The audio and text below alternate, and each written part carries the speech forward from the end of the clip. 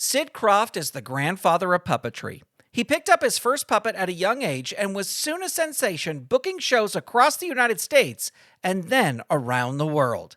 He would go on to create such shows as H.R. Pufnstuff, Land of the Lost, and Sigmund and the Sea Monsters, to name a few, but his love of puppetry was always at the heart of all he did. I chat with Sid Krofft about his career in this special episode of Under the Puppet, produced for the National Puppetry Festival in partnership with the Puppeteers of America.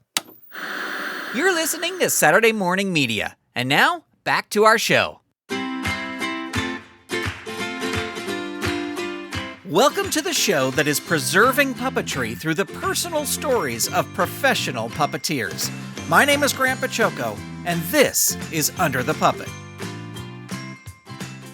Well, Sid Krofft, it is an absolute pleasure to get to talk to you at the National Puppetry Festival. You are the grandfather of puppetry, and I am so excited to explore your incredible career through puppetry. And just thank you so much for taking the time to talk to us today. I mean, this is the biggest honor. This is coming from my heart because you got to remember, everybody out there, I started just like you did as a little kid, 10 years old, making a puppet out of a sock. But I didn't. I bought my first puppet because I saw my first puppet act. I was 10 years old in a vaudeville theater. Do you remember what that act was and what you saw on stage? Of course I do. I remember everything about it. But what's really, really blowing me away, and I'll get back to the story, is that I absolutely love all you puppeteers all over the world are out there, because I really have not talked directly to you. And this is such an honor for me.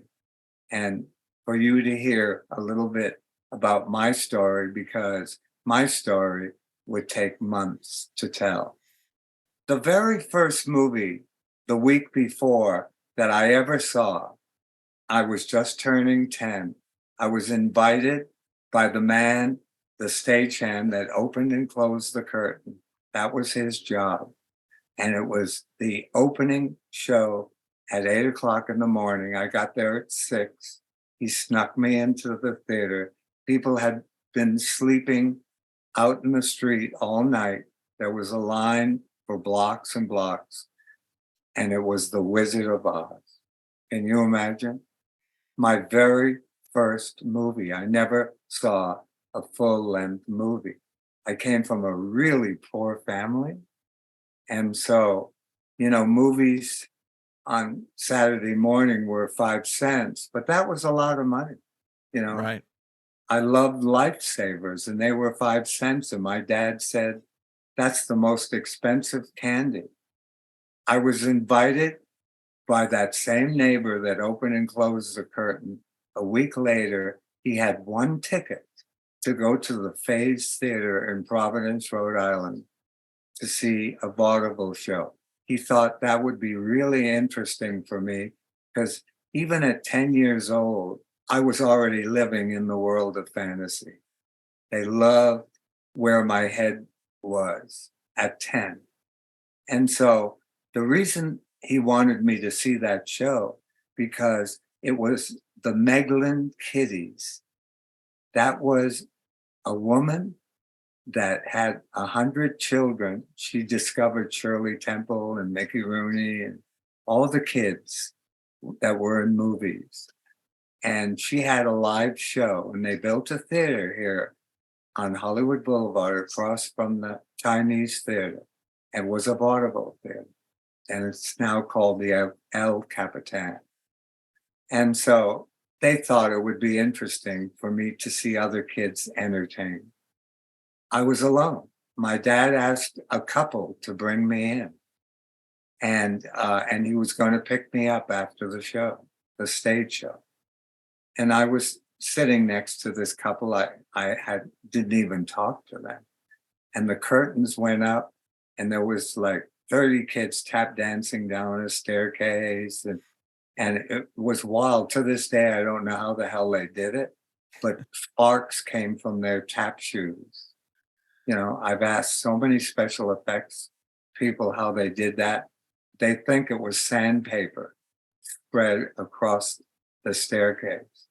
And that ended. I never saw anything like it. And there was a spotlight with a little suitcase in the middle of the stage. There was a kid, but I don't know how old he was, in shadow. And the suitcase opened, and a little clown peeked his head around, and the music, just music, was playing. He got up. I never saw a marionette. So immediately at 10 years old, I thought it was real, a little real person. And it stood up on top of the suitcase and it blew up a balloon. And the balloon broke.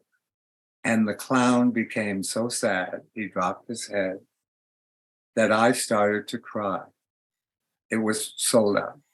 And everybody screaming, shut that kid up, you know. And the ushers came down the aisle. They asked the couple, is this your kid? Can you shut him up? And they said, no, we just brought him into the theater. They threw me out. I never saw the end of the act. I sat in front of the theater, crying my head off for that clown, waiting for my dad. People walk by. Should I call the police? Where's your parents? You know, I couldn't even answer them. A few days after that, every day there was a kid that had a 5-cent Superman comic book. It was the very first comic book. We used to look at it page by page. I don't know if we could, well, I'm sure we could read, but we looked at the pictures every single day. Never turned to the back of that comic book. But that day I did, and there was a marionette, a hazel marionette. All you puppeteers will know that name. It was $3.95. And I went to my dad and I said, can I get that? And he was furious with me. And he said, you're a boy and you want a dolly? That word dolly stuck in my mind my whole career. And then he said, $3.95, it'll feed our family for weeks or a month or whatever it was. Also in the same magazine, there was an ad, if you sent away for 100 Christmas cards and sold them for 50 cents, you could keep a nickel. I didn't tell my parents. I sent away and ran down every day for them to arrive. And after school, this is in July, I used to go into the streets with my blanket and my Christmas cards spread on the ground, selling my Christmas cards so I could save $3.95. I know it took from July to Christmas to save that money up. I got the puppet. Guess what her name was? Dolly. Dolly, yeah. I still have her. She's 83 years old in my position. Oh, maybe she's older. Now I became a street performer because now, self-taught with my little dolly, and that couple upstairs for Christmas gave me a little Victrola that you wound up. And I swiped one of my mom's records that she loved, a singer. I went into the streets every day, and guess what? I made 30 cents a day. And then on weekends, as much as maybe 75 cents. And my dad, I went to my dad, they had no idea I was doing it. And I said, I have $1. And he, where did you get that from? From that day on, I started supporting my family. I still do.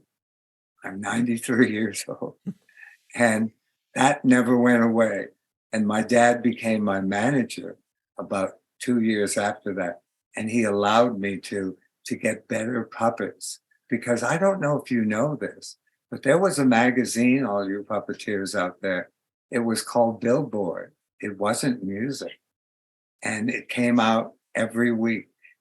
I never bought it. I used to go to the newsstand and write down the information that I needed on a piece of paper because I think it was a dime, and that was a lot of money. And so there was an ad in this magazine for marionettes.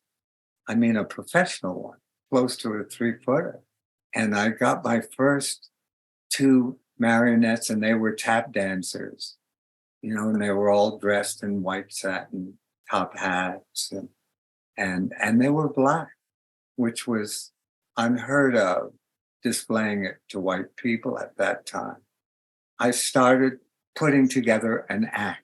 Can we talk about that act? Like, what was it? Just songs like you had seen in that show, or was it skits? No.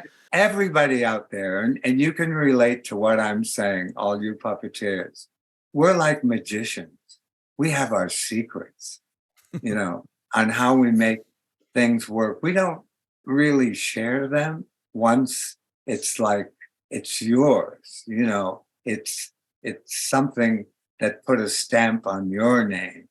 And so I knew nothing about show business, but being a street performer and then putting an act together, it might have been, my act was probably maybe 7 minutes long, maybe 3 numbers, maraca, opening girls with maracas, and the breakaway skeleton, of course, that was like a huge success in my act, but I did it totally different than anybody. I had to figure out on my own, the clown blowing the balloon. I always hated that tube going down because that's obvious that the puppeteer is blowing air through the tube.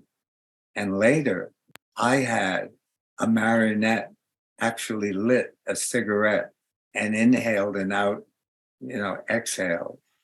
And it was all with a little lung inside of her chest that I built. And so when I talk about creativity, I was never, hey, you guys out there, and I'll admit it, you're hearing it from the horse's mouth. I never felt that I was a great puppeteer, but I still am the greatest showman because I did it all. I was in vaudeville, I was in burlesque, I was in the circus when it sat 15,000 people in the big top. But I wasn't in the big top, I was in the freak show. That held 3,000 people as the world's youngest puppeteer. And guess what? My banner was way at the end, because what the hell was I doing in a freak show with puppets?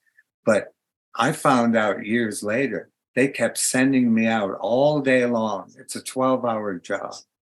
You do a show every hour on the hour, or when they get to your stage, because we sit on these 6-foot or higher stages. So 3,000 people, they're standing in dirt and mud and whatever.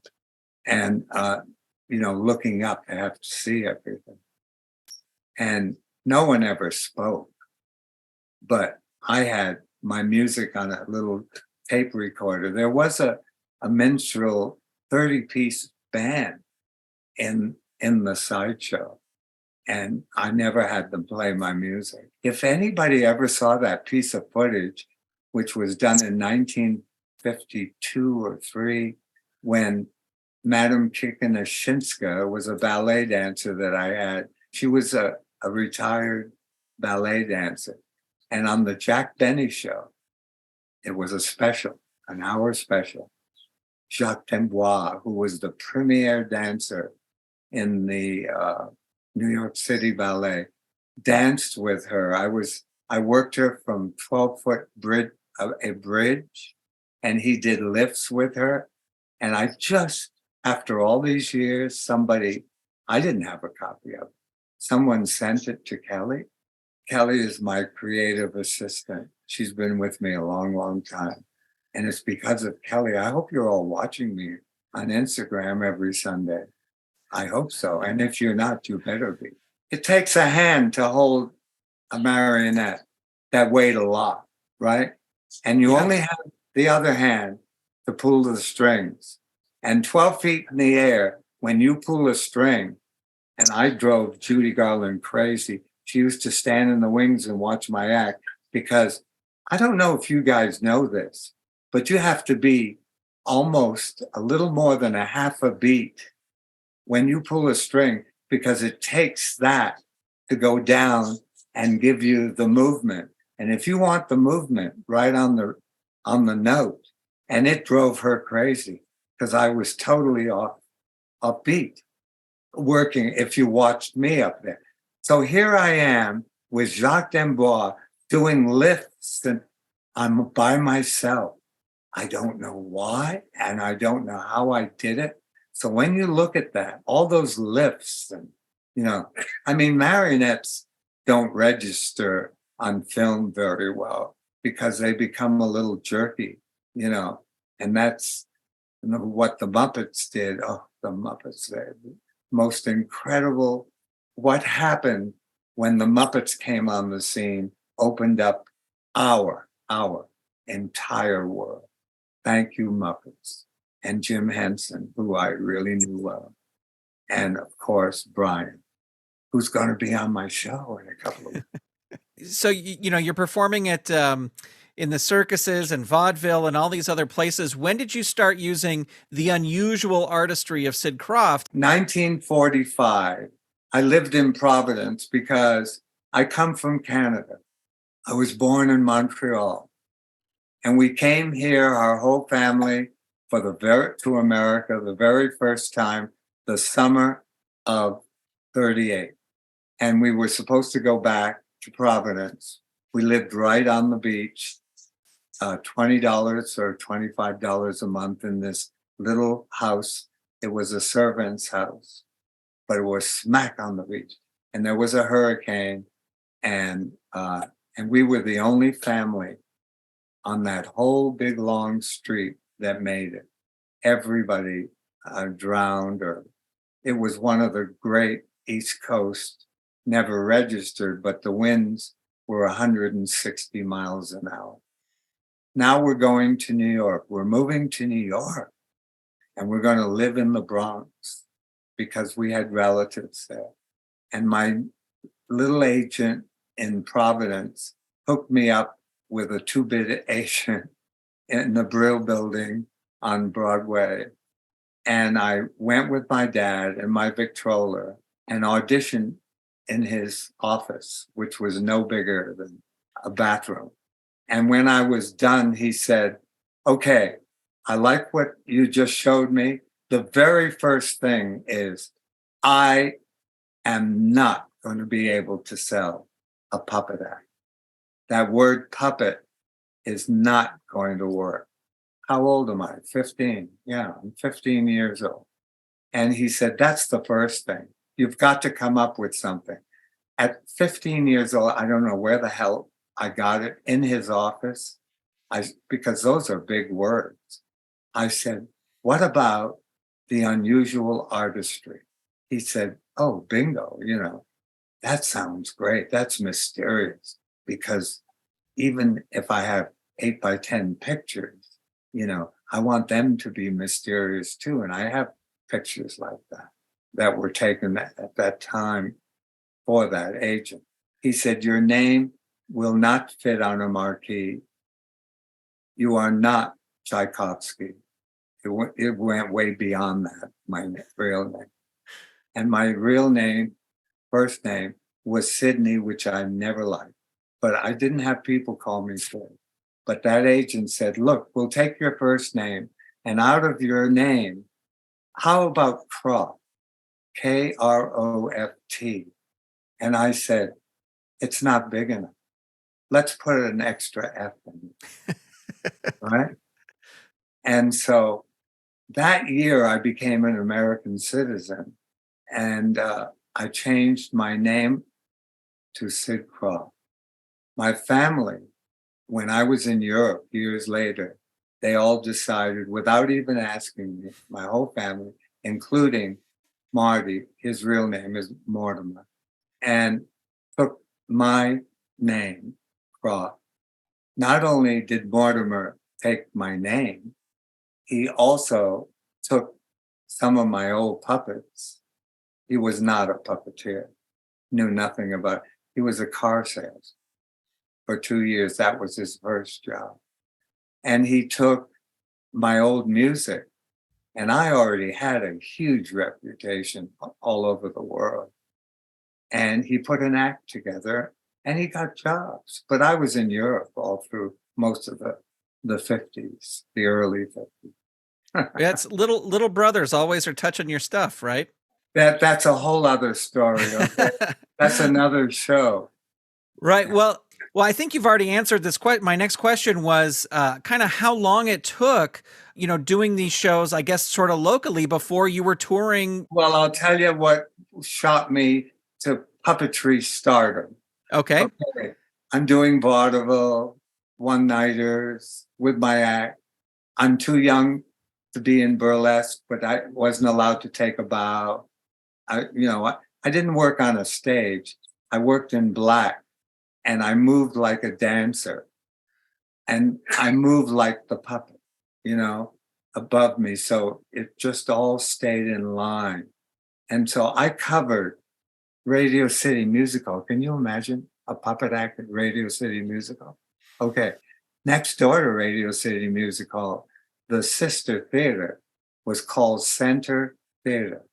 There was a Broadway show there for 10 years that changed every year. It was the Sonia Henney Ice Show. Huge, 150 people. It was just like Radio City Music Hall, which this theater sat 4,000. Radio City is 6,000. So I see an ad for an ice show. They're looking for a novelty act. I can't even stand up with shoes, forget ice skates. But down the street from Radio City Music Hall on 9th Avenue was Madison Square Garden, the original. And in the basement was an ice rink open to the public. And they had sessions there. My other brother, I have another brother, he's still with us. His name is Harry. He was an ice skater because he used to play hockey in Montreal on the street because the streets were frozen. So he went with me. I went to the manager and I said, in between the sessions, and I would never say anything like this today, but do you know who I am? I'm Sid Krofft, the unusual artistry of Sid Krofft. I probably said something stupid like that to him. And it's insane because I couldn't stand up with a marionette. I mean, forget without a marionette, because they'll throw you totally off balance. And I just don't stand in one place. I have to dance with my marionette. And I'm not a dancer, but I moved like a dancer. And so I was dressed all in black, but like a bullfighter. But it was all black. There was an audition 3 or 4 days later. I could stand up, but I really couldn't stop or go forward and stop. And I definitely couldn't go backwards, which I needed to. And if I'm going to dance on blades, I didn't know this, just like my puppetry. You don't dance on blades, you dance on the teeth of the skate. I never knew that. But I ended up dancing on the blades. The ice skater, Sonia Henney, said, how the hell do you do that? You've never fallen? Yeah. And so I auditioned in a dark theater, and all my marionettes were on this rack, and I had something to hold on to. And I pushed the rack out, and a voice said, it was Sonia Henney, I couldn't see her, and the directors and whoever. She said, did you give your music to the pianist? And I said, the pianist? I have big orchestras play my music, you know, and let me explain my act to you. And I said, this is my opening number. And I went through it and they said, thank you very much. You know, you'll hear from us, or whatever that line is that you've seen in many movies. And I didn't even tell my dad I did that, right? Because he wouldn't have liked it. A week later, I get a phone call, you're opening in 3 days on Broadway, a Broadway show. And we are offering you, now I might be wrong. It was more than $125 a week. And I opened an opening night, of course, all the critics are there. And Brooks Atkinson, that they named a Broadway theater, was the critic for the New York Times, gave me the headline of a show that was so big and so spectacular. And you can look it up. It says Sid Kroft's strutting puppets are masterpieces, because they never saw anything like that on ice. That show ran for a year, and that's what opened the floodgates for me, because then I was offered every ice show on the planet, because now I became an act that nobody on the planet had ever done for an ice show. And oddly enough, talk about timing, all the hotels that had showrooms were turning their dance floors into a little ice rink, and they put on a little ice show. So I was in demand all over the country, because that was the big thing. Hotels, the Hilton hotels. If you played in a Hilton hotel, you were a star. That's where Liberace started. And I played all those rooms. And then I was offered to go to Europe at the Lido for a year.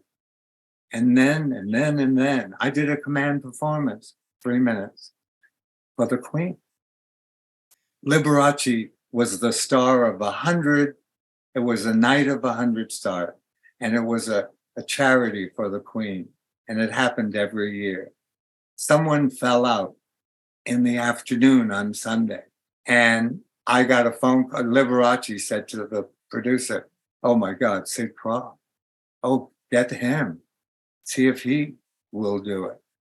And they called me around 2:00, and I grabbed a couple of puppets, because you can only do 3 minutes. And I did a command performance for the Queen. And she came backstage, and we all lined up, all 100 of us. And she had a lady in waiting behind her.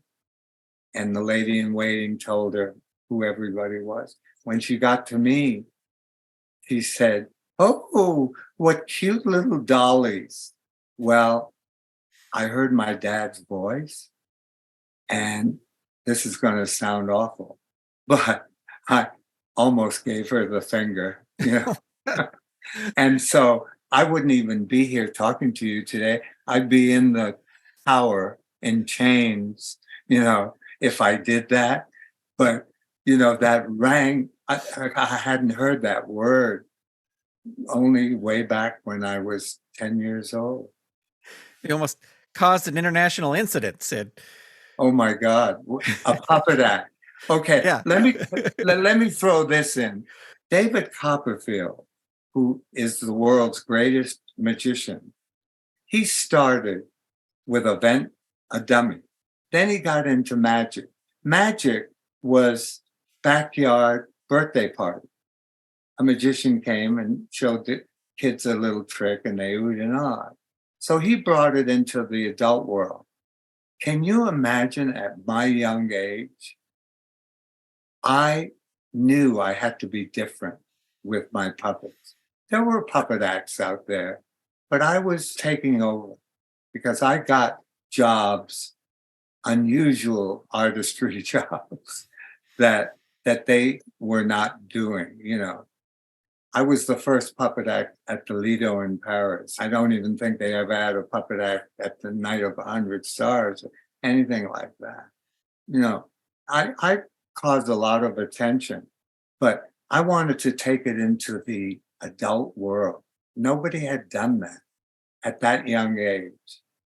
And so my act, which toured all over the world, I went to Egypt, the height of my career, because they never saw anything like that. And I don't take full credit for anything. It takes an army of creative people to help you with your incredible ideas. You know, people have always thought I should be in a straitjacket, you know. Let me ask you about you talk about it takes an army, and you also mentioned that you had people build puppets for you at this time when you got that big. Were you still building your own puppets, or were you having other? I don't even know how to draw, but I Okay. am painting right now. Mushrooms. Okay. And little paintings. Yeah. And I'm pretty damn good at it. See, there are things behind our walls that we don't even discover, and maybe we do before we leave the planet. You know, I always tell actors, go to class, and cold reading is the most important thing because that's where you wrap it up. You know, you've got to be able to look at a script, memorize it, go in and kill it, you know. And if you didn't get it, it's because they weren't looking for someone that looked like you. And just keep going. Don't let anyone ever talk you out of something that you love doing, ever. You know, I've been tried to be talked out. When I got back from Europe, I couldn't even get a job because I was gone too long. They had forgotten before I got Judy Garland in that same period. And so guess what? I was hanging it up. And I was going to be a butler because I wanted to live in a house. And I thought, gee, that would be great. I could live in, that was my dream because I always lived in the crappiest hotels. I ate the crappiest food so I could send money home because I was supporting. And so don't let anyone on this planet say, what do you do? I mean, my dad first said, you're a boy and you want to play with a doll? You know, I mean, that's like sticking a sword into you because you found something that you love, you know, and that's what started my career. And I can do nothing else. And I haven't in all these years. This is my 83rd year and I'm still working. And boy, wait until you see, hey, puppeteers, you're going to see something coming down the pike real soon. And I know Grant got a little peek, but since you got a little peek, it's even gone 100% further. You know, it changes and shifts, but that's how our careers are. We're in construction. When people ask you what you do for a living, tell them you're in construction, and then they always say to me, "Oh, are you I don't know, a bricklayer or a contractor?" No, contractor. Yeah. I said, no. My life. To get back to that question, can you talk about some of the builders who built some of your puppets over the years? Yes. Frank Paris. Frank Paris, yeah. Frank Paris, who built Howdy Doody and one of the great puppeteers. As a matter of fact, he got an engagement in New York. I used to always play with my act, the Latin Quarter. That was Barbara Walters' father. That was the big nightclub in New York. And that's where I met so many huge stars because I was in that show and they always had me back because it was such a big success. But Martha Ray was the star. That's where I met her in 1952. And we became great friends. And that's a whole other story. She became Bonita Bazaar, Boss Witch. And I had to almost break her arm to do it because she said, that's going to end my career to do a little kiddie show. Well, it still lives on. And I miss you, Martha. She was, oh my God, greatest lady. Okay. So, the beautiful Balinese dancers that opened up my act. And I had a tandem, I always, or even when my act closed, I always close with a big black number. And I always told a story. They never spoke through music. The music was almost 99% of my act.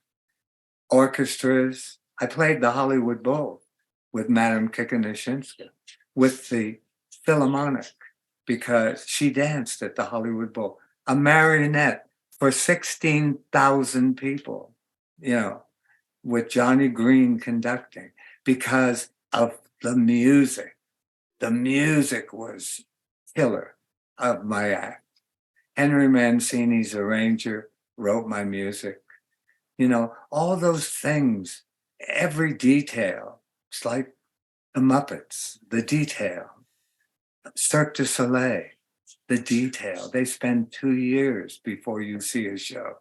The makeup, the costumes, the movement, the picture. No elephants. You don't need any of that. Nobody ever thought of that. I saw them out in the street in Montreal. They were street performers. Let me ask you about your act at that time. And you talk about working on things before they go into the act. Did your act have like removable, swappable pieces where you could do one thing one night? I was locked. I did 4 numbers and an encore. There were 4 numbers. My act was about 18 minutes long. It moved like a bat out of hell. The opening was mind-boggling because I worked 3 marionettes at once. It opened up, this is really important.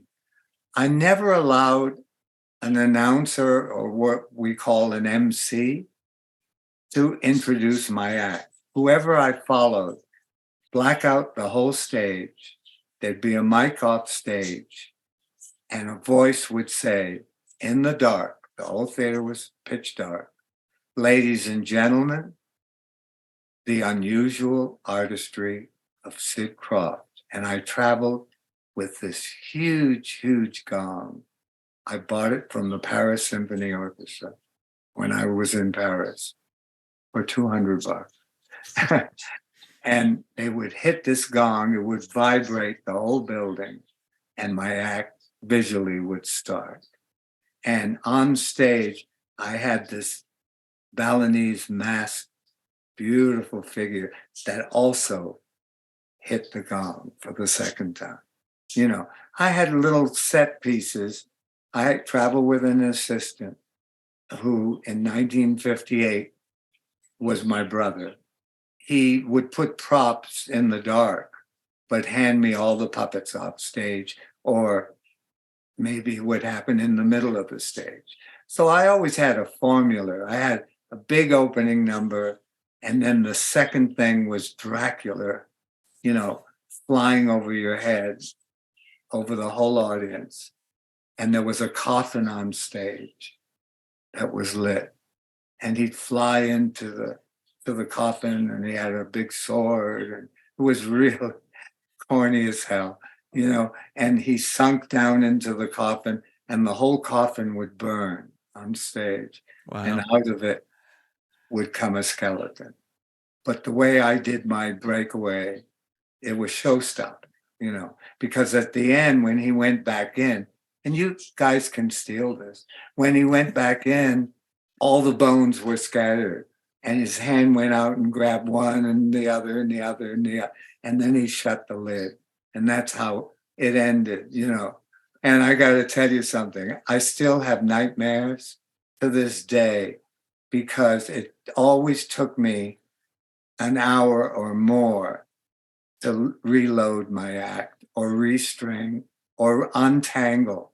I'm one of the greatest untangler on this planet, and I always in my dream, I never can make the curtain because I'm not ready.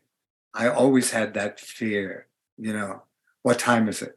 What time is it? What time is it? And I had to change strings because my strings wore out, even though I don't know what the weight was, 100 pound or whatever the hell it was, but they wore out because they took a lot of abuse. And then I had this beautiful costumed Pierre Balmain. Do you know who that is? The No. biggest couturier in Paris, Pierre Balmain. He did the costumes for my puppets. They were wearing $3,000 gowns and furs, and I mean, it's a gimmick. You got to have a gimmick. Music, costumes, and no job to the audience. Okay, so anyway, she was beautiful, and she had this beautiful makeup mirror with all lit up, and she took her hat off. She put it down. She had the beautiful big hat, and she left it. She took it with her hand and left it. So I had to release that string, right? And then she took her beautiful coat, her lined in chinchilla, and put that on. And the music was just beautiful.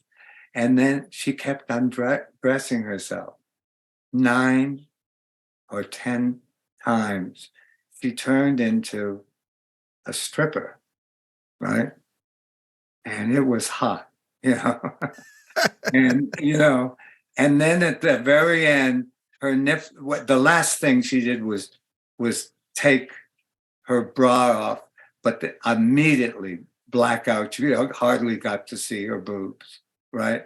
She did her bumps and grinds, and when I look at her, she wasn't that beautiful of a puppet, but I was in burlesque, I worked with Gypsy Rose Lee, who was, Gypsy Rose Lee. That's the movie and the Broadway show called Gypsy.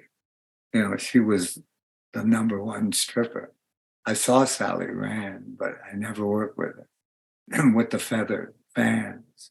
You're going to love this. I'm in Beirut after my engagement in Cairo. And I'm in a club called the Kit Kat Club. And it's just Arabs, because I didn't want to play for the tourists in Europe. Yeah, and at the Lido, yeah. But I told my agents, wherever you send me, I want to play for the people. And so there was a stripper. She was the star. She was from England, and her name was Miss Pamela. Miss Pamela was in Les Poupées de Paris. Not her, but the puppet. I love that name. And Miss Pamela traveled with a woman that made her costumes out of crepe paper, beautiful gowns. And that was her act. She ripped pieces. She had a lounge on stage, and she put all the pieces there. And at the end of her act, when she was totally stark naked, she picked up all those pieces and made a big ball out of it and opened it up, and it was a huge rose. And that's how her act ended. So she said to me, I always wanted my nipples to light up. She said, we've got to figure out how you can do that with your puppet. My puppets didn't have names, but they knew me because I took good care of them. Every night, they went to bed in their beautiful sacks and everything. One of them caused almost to burn down a building. I lost her. Her cigarette lighter opened up in the middle of the night. Oh, no. Yeah, and I lost her completely. But they flew in her stand-in. It happened in New Jersey from New York, and the show must go on. She said, all you have to do is drill 2 little holes, and we'll get a little flashlight bulb and a real thin as thin as your strings. We'll paint it black, and and you'll have a battery up on your control. And at the very end, blackout after she takes her bra, and they just flash the nipples 3 times. Right. And I said, I'm game for that. Okay. So we did it and oh my God, it was the hit of my whole act, the flashing of the red bulbs. Right. And then I always closed with a huge black number. I had this, it's all music, on stage was a phone booth, and this guy, black puppet, came out in this big hot car, and he went to the phone, went into the booth, and supposedly he's calling someone.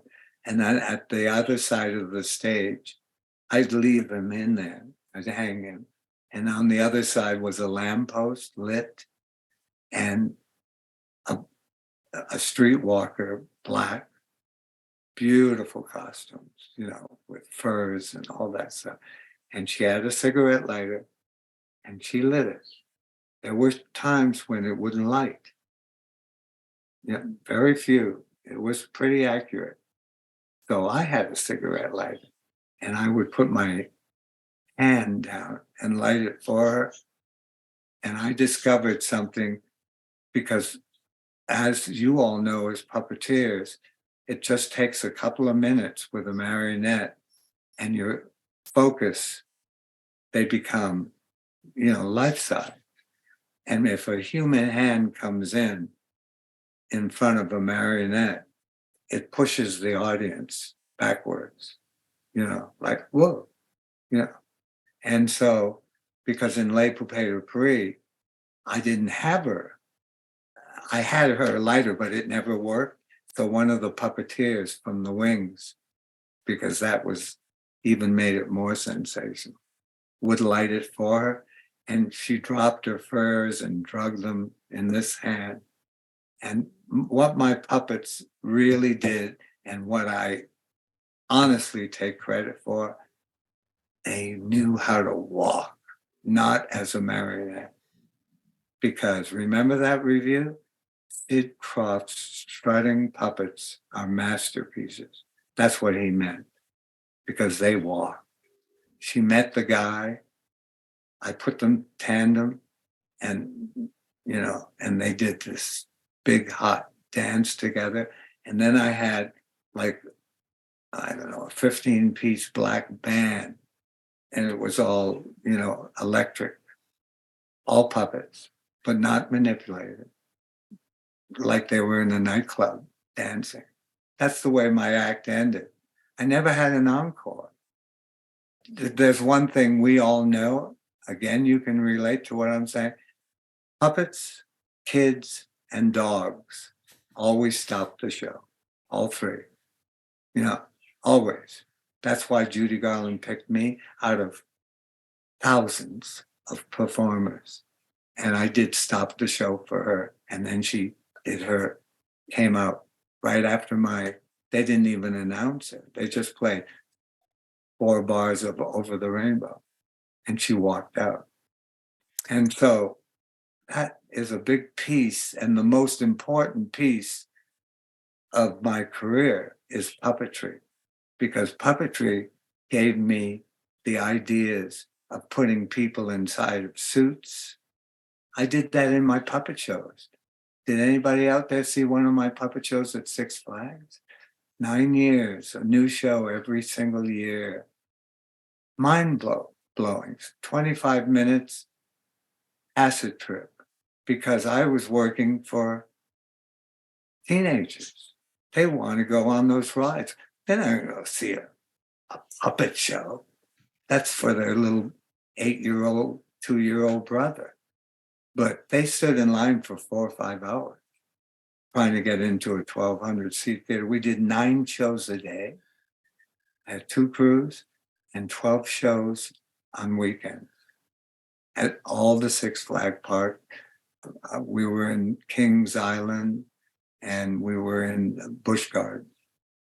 And some of those teenagers grew up to they're working as puppeteers to this day.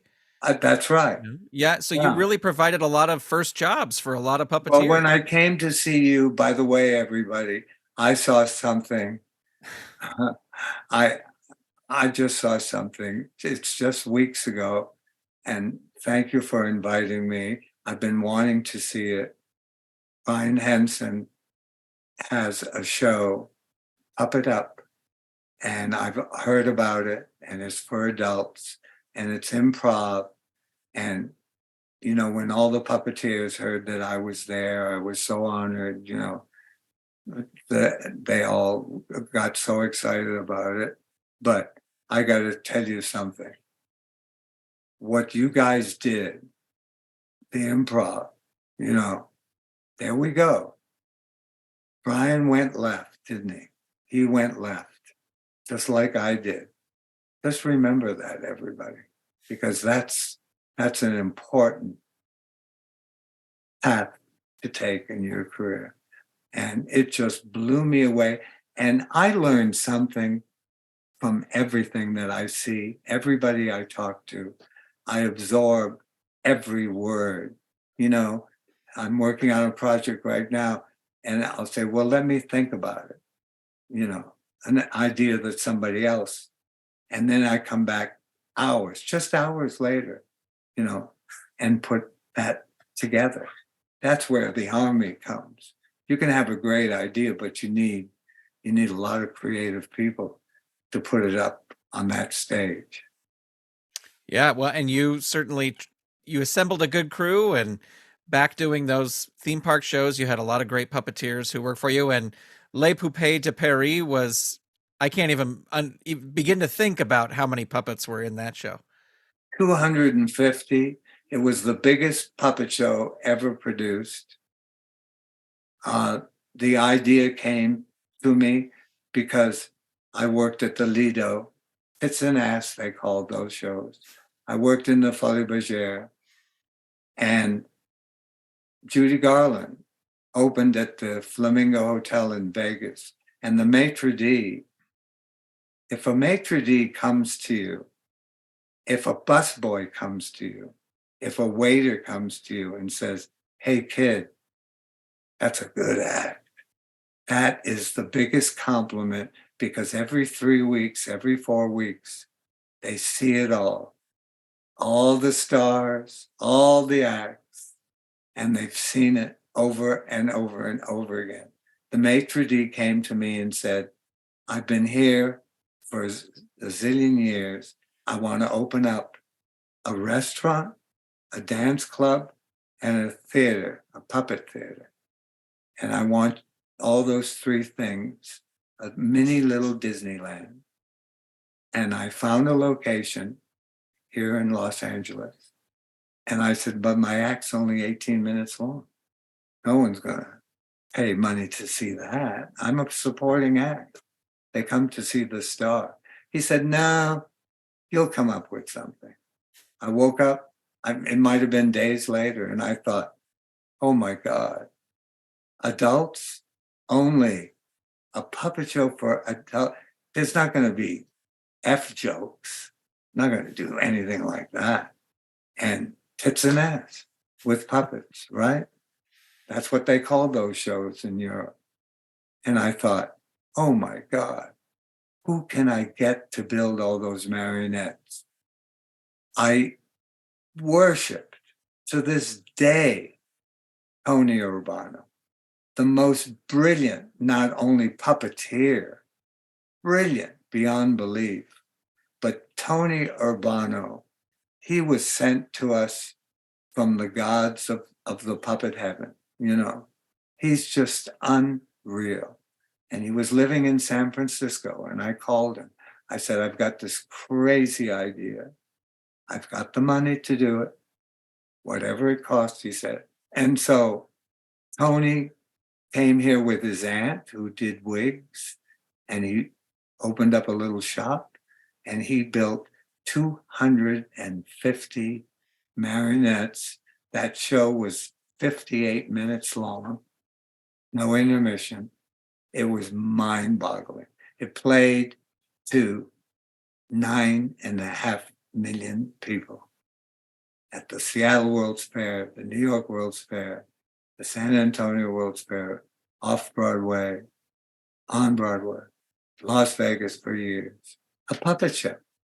But you had to be 21 and you couldn't bring your kids.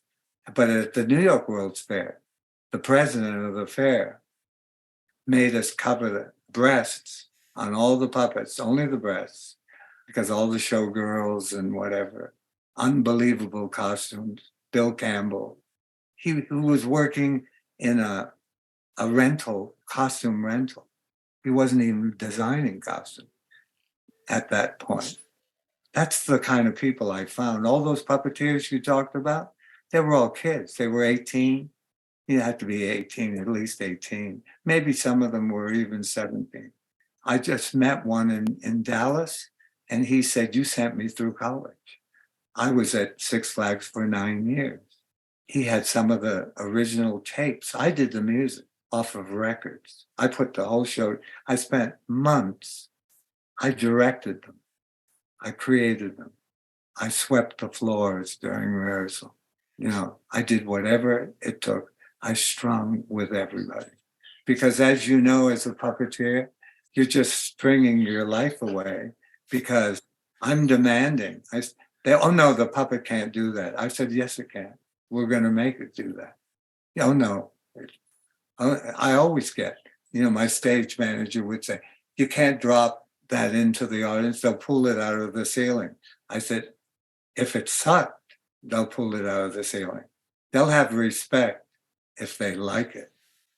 They're not even going to touch it. I said, I want it to touch your head. And it was a huge octopus that picked up a kid, a shill in the audience, and brought him into the stage, an octopus. Yeah. I did all those effects. And the Lido used to come to see Les Poupées de Paris to steal, which I stole from them usually, my effects. Because I did a number, you're puppeteers, you're going to love this. It was a jungle. And the whole stage was a swimming pool, real water. The floor came up and it was an angled mirror so the audience could see the water, right? And there were 2 elephants on either side. Big waterfall, the whole stage, real. Everything was real water. And the elephants out of their trunks poured water into the swimming pool to give it movement. The whole stage was a Venetian blind, all painted gold filigree with a beautiful, beautiful piece of art on it. And the Venetian blind, the audience would open and you were looking through the Venetian blind. The Lido stole that idea, but that came from Les Poupées de Paris. You know what else came from Les Poupées de Paris? Love is a Bore, written by Sammy Kahn, Jimmy Van Heusen, was Barbara Streisand's first hit. She sang Love is a Bore that Pearl Bailey puppet sang in, and it's on her People's album. And of course, I know a lot of you have the Les Poupées de Paris album.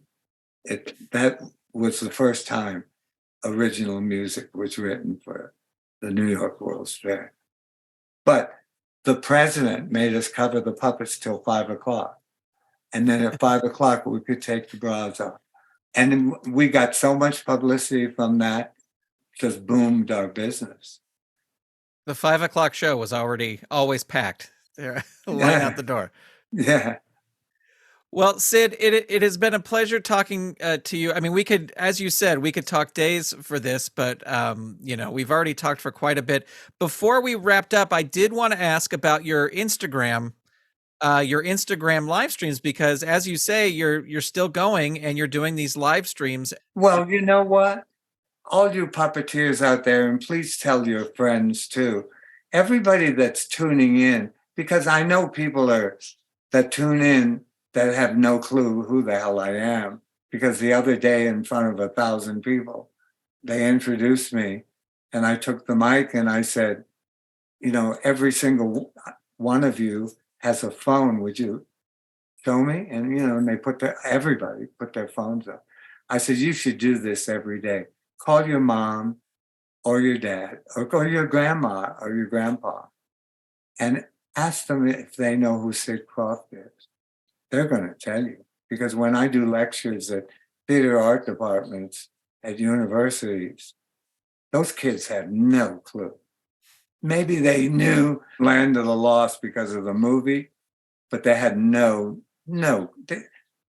Marie, they don't even know who that is. And so just call your parents. And they all did in front of me, I said, because I know you're wondering who this old guy is. What the hell, what? But for those people that don't know who the hell I am, you're going to hear these kind of stories. Because you know why we did it? Kelly talked me into it. I told you about Kelly. And it's Kelly that said to me, you've got to share your stories. You never have. I haven't written a book. The reason I did it, because if you can just get one thing from me, one story, and use it for your career, your ladder that you're climbing, then I've accomplished something, haven't I? And that's my journey in life. So go for it. Absolutely go for it. And watch me on Instagram. And there's my phone. Well, Sid, I just want to thank you so much for taking the time to talk to us today. Well, thank you. I hope I shared something with all of you out there. I've had a huge career and I love all of you so much. And thank you for listening to my crazy story. It was fun doing this. Many thanks to Sid Krofft for being on this episode. For links to Sid's Instagram and some of the other things we discussed, check out the show notes for this episode number 86, over at underthepuppet.com. I'd also like to thank Dustin Curtis, Kelly Killian, the National Puppetry Festival, and the Puppeteers of America for their help on this episode. I'd also like to send out a special thank you to all the Saturday Morning Media Patreon patrons who help make this show possible. Patreon patrons at the producer level and above who get a special shout out are Eve Cunning, Kathy Crawford, Andrew Calcagno, Tony Urbano, Brandy, David Akers, Paul, Scott Armstrong, and Vicky Sebring.